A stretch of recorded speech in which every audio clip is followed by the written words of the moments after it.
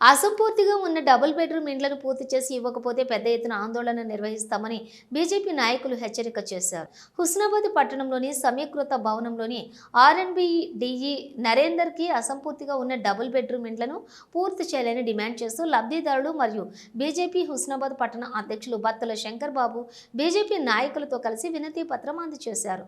ఈ సందర్భంగా బీజేపీ హుస్నాబాద్ పట్టణ అధ్యక్షులు బత్తుల శంకర్ బాబు మాట్లాడుతూ గత ప్రభుత్వం పట్టణంలోని వారిలో డబుల్ బెడ్రూమ్ ఇండ్లు కట్టి 96 మందికి మంజూరైన లబ్ధిదారులకు పట్టాలిచ్చారు. కానీ స్లాబ్ గోడలు పెట్టి అసంపూర్తిగా ఉంచారు. దాంట్లో లబ్ధిదారులు ఉండాలంటే కనీస సౌకర్యాలు లేవు. ఫ్లోరింగు, కిటికీలు, డోర్లు, కరెంటు, ప్లంబింగ్, ఇతర ప్రధాన పనులను చేయకుండా వదిలేశారు. గత ప్రభుత్వం నిర్లక్ష్యం వల్ల 3 ఏళ్లు గడుస్తున్నా ఆ పనులను పట్టించుకున్న నాదుడు లేడు.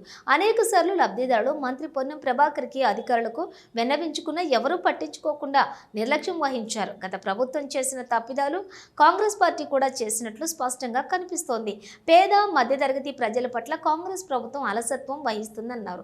ఇండ్లు మంజూరైన లబ్ధిదారులకు దాంట్లో ఉండాలనే కళను గత ప్రభుత్వం ప్రస్తుత ప్రభుత్వం నెరవేరుస్తామని గప్పాలు కొట్టి ఈ రకంగా వారిని అద్దె ఇంట్లోనే ఉండేలా చేయటం పేద మధ్యతరగతి ప్రజల జీవితాలతో చెలగాటం ఆడటమేనని అన్నారు.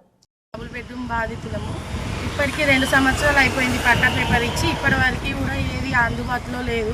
సౌకర్యం కలగజేయడానికి వినతి పత్రం ఇవ్వడానికి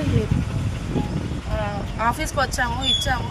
కానీ ఇలానే ఎన్నో చోట్ల తిరగడానికి అవుతుంది కానీ చేయడానికి ఎవరు ముందుకు రావట్లేదు.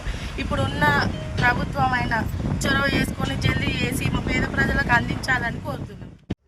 గత ప్రభుత్వం హుస్నాబాద్ పట్టణంలోని మహమ్మదాపూర్ రోడ్లో గల ఒక ప్రభుత్వ భూమిలో దాదాపు 540 ఇండ్లను డబుల్ బెడ్రూమ్ ఇండ్లను నిర్మించడం జరిగింది.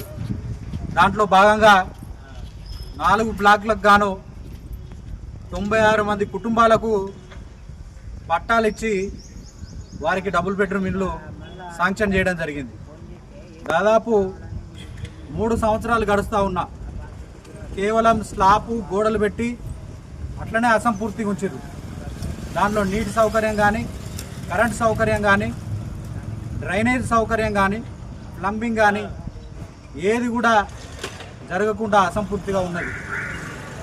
ఏదైతే లబ్ధిదారులు ఉన్నారో 96 మంది లబ్ధిదారులు వాళ్లకు ఇల్లు వచ్చిందనే సంతోషం కూడా లేకుండా దాదాపు 3 సంవత్సరాల నుంచి హుస్నాబాద్ పట్టణంలో 3 నుంచి 5,000 కిరాయి కట్టుకుంటా పాపం పేద బడుగు బలహీన వాళ్ళు అందరూ కూడా కార్మికులు